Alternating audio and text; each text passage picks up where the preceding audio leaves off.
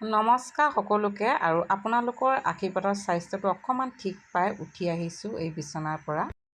দায়িত্ব আৰু কৰ্তব্যই কেতিয়াও মানুহৰ জীৱনৰ পৰা লগ নেৰে জীয়াই থকা দিনটোলৈকে। আৰু মই নিজে নাখালেও মই ঘৰৰ গৃহিণী হিচাপে মই মোৰ ল'ৰাহালক আৰু ঘৰৰ বাকী মানুহখিনিক ভাত বনাই খোৱাটো মোৰ দায়িত্ব বুলি ভাবোঁ। আৰু এইখিনি কাম মই মৰালৈকে হয়তো কৰিয়ে থাকিবলৈ মানে যিমান দিনলৈকে মই পাৰোঁ তেওঁলোকক বনাই মেলি এনেকৈ খুৱাবই লাগিব। আৰু মোৰ দায়িত্ব হিচাপে মই মোৰ কৰ্মখিনি কৰি যাবলৈ অকণমান উঠি আহিছোঁ। আৰু এয়া মই কামত লাগি যাওঁ বৰাবৰ।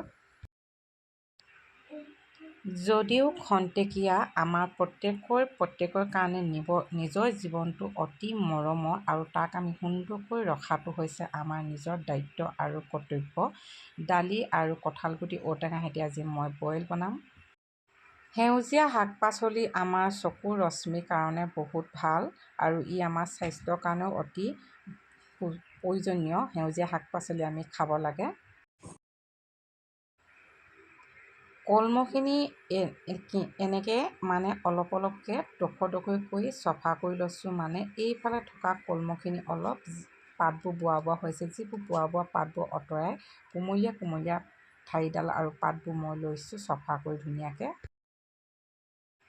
আৰু এইপিনে ধুনীয়াকৈ মই কলমৌ ভাজি আছোঁ, লগত এটা মানজলকীয়াও দি দিছোঁ। আৰু এইপিনে মোৰ ৰান্ধি হৈ গ'ল। এইপিনে মই এতিয়া আজি পকাতে বহি লৈছোঁ, গৰম হৈছে, ৰ'দটো দিছে। আৰু বাকীবোৰক দি মই এতিয়া এইপিনে মই বহি লৈছোঁ।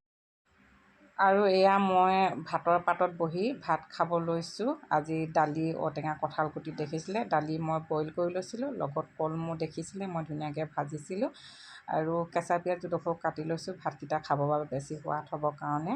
আৰু এতিয়া ধুনীয়াকৈ খাই মেলি ল'লোঁ। আপোনালোকৰ কাৰ কাৰ প্ৰিয় কলমৌ শাক ক'বচোন। কলমৌ খাই মই বৰ ভাল পাওঁ, লগততো কঁঠালগুটি কিমান ভাল লাগে।